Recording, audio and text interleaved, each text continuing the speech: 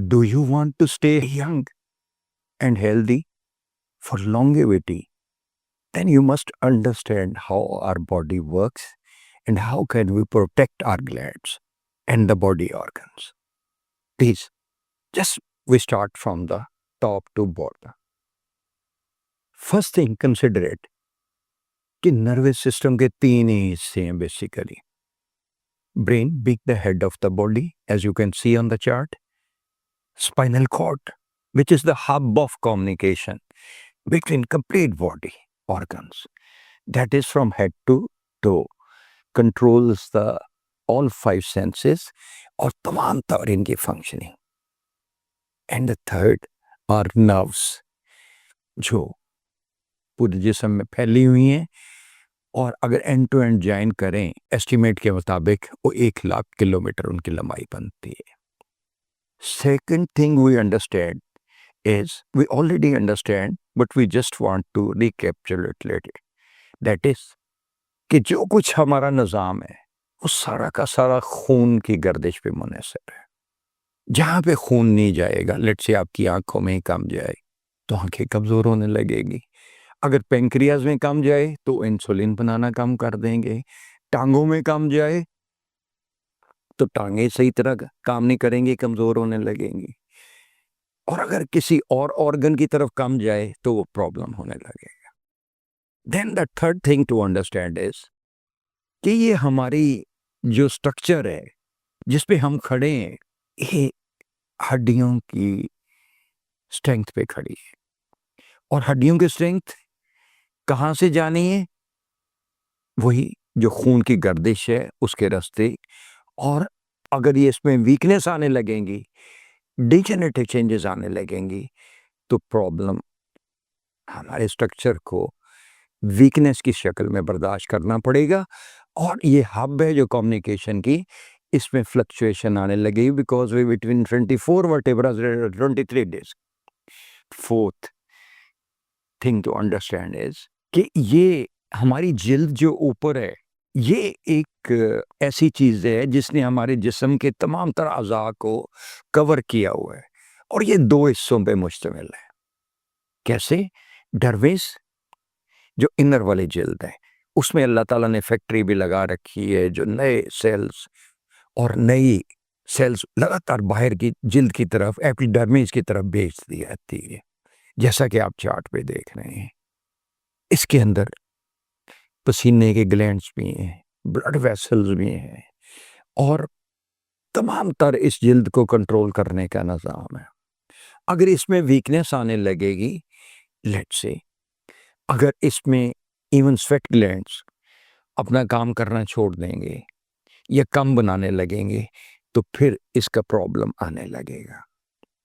अगर इसमें कुछ और वीकनेस आने लगेगी जिल्द में, लेट्स से कि सेल्स जैसे एजिंग के साथ बढ़ते हैं, एजिंग में कम बनने लगते हैं, वो कमज़ोर पड़ने लगेंगे, तो ये जिल्द भी कमज़ोर पड़ने लगेगी जैसा कि बुढ़ापे में लटक जाती है. We will see bit more details. और fourth thing we need to understand is कि जिस चीज़ को हम लुक आफ्टर करेंगे वो चीज़ें ठीक रहेंगी, ज़्यादा देर तक बेहतर रहेंगी. गो वीकनेस उनकी नेचर के मुताबिक, एजिंग के मुताबिक आएगी, लेकिन जिसको हम ज़्यादा लुक आफ्टर करेंगे वो चीज़ें ज़्यादा बेहतर रहेंगी. Let's take it another way with the help of example. हम सांस लेते हैं जिससे ज़िंदगी कायम है. सांसों के आने जाने से ना ज़िंदगी का सिलसिला चलता रहे, तो ये जहाँ और रुक गया तो वो जहाँ. तो इनमें अगर लेट्स से पॉल्यूशन, जैसे कि ये पिछले दिनों स्मोक की कंडीशन, ये प्रॉब्लम, ये हम थोड़ी पॉल्यूटेड एनवायरनमेंट्स में रहेंगे, जितनी पॉल्यूटेड एनवायरनमेंट्स में रहेंगे और सांस खींचेंगे तो ये हमारे फेफड़ों को प्रॉब्लम की तरफ मुंतकिल करना शुरू कर देगी. और फ्रेश ब्लडेड ऑक्सीजन जो पूरी बॉडी की हर लम्हे जाती है जब दिल धड़कता है फ्रॉम हेड टू टो, वो अगर कमज़ोर पड़ेगी तो फिर भी हमारी ज़िंदगी कम होती जाएगी. और जो बेसिक चीज़ है, प्लीज़ उस पर नज़र रखिए कि ये सारी चीज़ों का दारोमदार हमारी न्यूट्रिशन पे है जो हम लेते हैं. लेट्स से हम अच्छी न्यूट्रिशन लेंगे जिसमें अच्छी कैलोरीज है.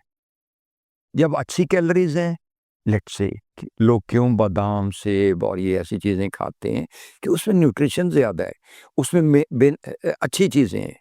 और कुछ लोग क्यों जो दिल के मर्ज़ में मुब्तला होते हैं, कोलेस्ट्रॉल से क्यों बचते हैं, ऐसी ऑयली चीज़ों से क्यों बचते हैं कि उसमें डिपॉज़िट्स आ जाते हैं आर्टरीज़ में, हमारी नर्व्स में, हमारी जो खून का निज़ाम है उसमें आ जाती हैं, रुकावटें आ जाती हैं, ब्लॉकेजेस आ जाते हैं, कोलेस्ट्रॉल जमा हो जाता है, पैसेज ब्लड का कम हो जाता है, जिससे बैक प्रेशर आता है हार्ट पे और प्रॉब्लम आगे चलती है।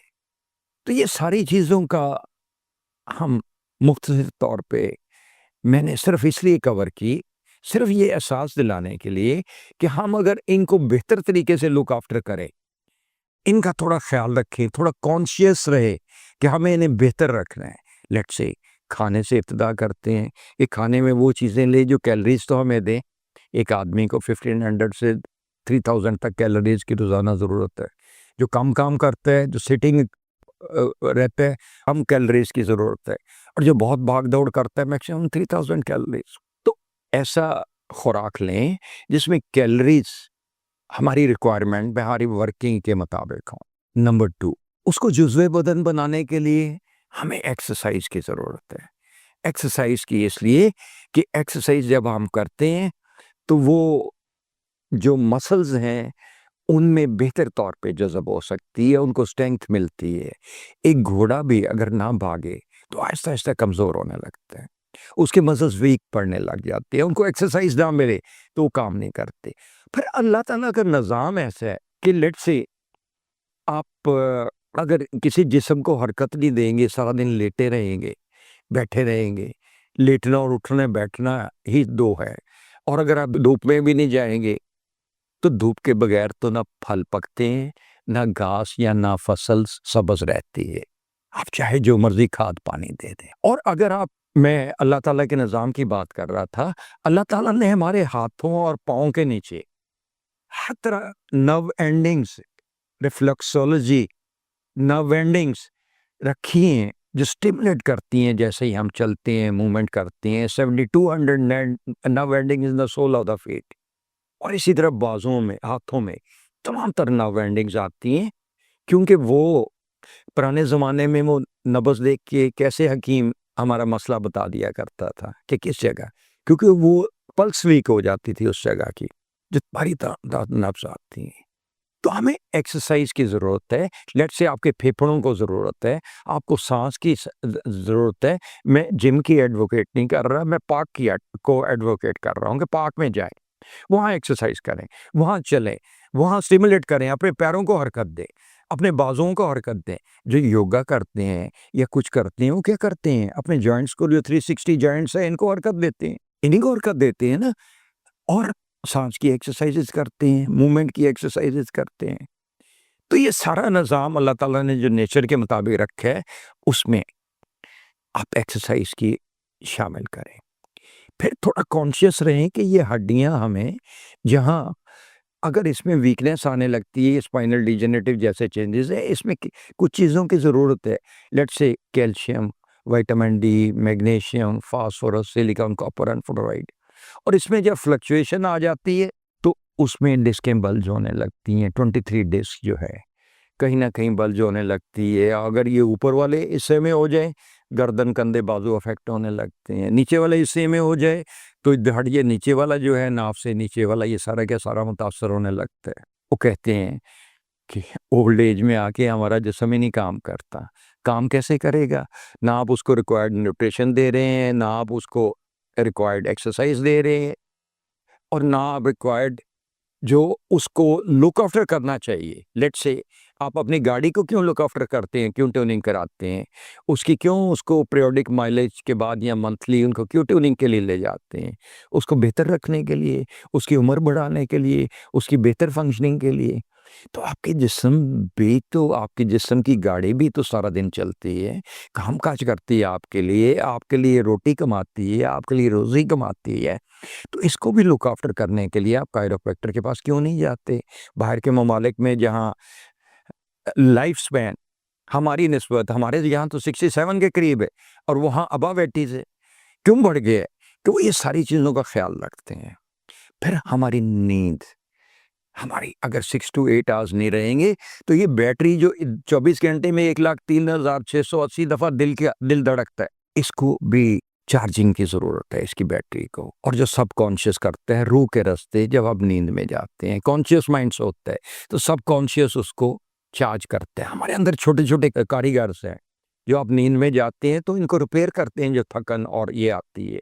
बेहतर नींद लेने वाले आमतौर पे लंबी ज़िंदगी पाते हैं। फिर बैलेंस अपना जिस्म रखें, ना मोटे, ना ज़्यादा पतले। जितना इसका वेट होना चाहिए उतना रखें, और वो आपके बस में है न्यूट्रिशन की मदद से, एक्सरसाइज की मदद से। और जब ये चीज़ें कायम रखेंगे तो कॉन्शियस रहेंगे, तो उससे बेहतर रहेगा। And the last thing I want to say is, अपने फेफड़ों की तरह अपने माइंड को भी पॉल्यूटेड ना होने दें। इसमें नेगेटिव चीज़ें ना रखिए, इसमें पॉजिटिव चीज़ें रखिए। वो चाइनीज़ कहावत है कि उस दिमाग में जिसमें दुश्मन बसा हो, उसमें दोस्त की कोई जगह नहीं, क्योंकि आपकी सोचें तो ऑलरेडी पॉल्यूटेड है। आपको कंसंट्रेशन मिल ही नहीं सकती, आपके लिए स्पेस अवेलेबल ही नहीं है अच्छी चीज़ों के लिए। तो उनको पॉल्यूट ना होने दें, नेगेटिव चीज़ों से फ़र्क करें उन्हें, उनमें अच्छी चीज़ें रखें। तो मैं in the end I just want to say to look after yourself. आपने if you want to stay young and healthy for a long time, अपनी लॉन्गेविटी की तरफ जाना है, अपनी लाइफ स्पैन बढ़ाना है, हेल्दी रह के बढ़ाना है, तो हमें we have to cater for all these things I have mentioned. और इनको कॉन्शियस रहना है, इनका ख्याल रखना है, इसको बेहतर रखना है, और अपनी ट्यूनिंग भी कराते रहना है कायरोप्रैक्टर से कि और अपनी जो कमी आए हमारे जिस्म में उसको पूरा रखना है, खून की गर्दिश को बेहतर रखना है, एक्सरसाइज करते रहना है, जिस्मानी निज़ाम की जो कमज़ोरी आए उसको ठीक रखना है, और अपने दिमाग को भी पॉल्यूट नहीं होने देना नेगेटिव सोचों से। Stay blessed and healthy. Allah आपका निगहबान हो। अल्लाह हाफिज़।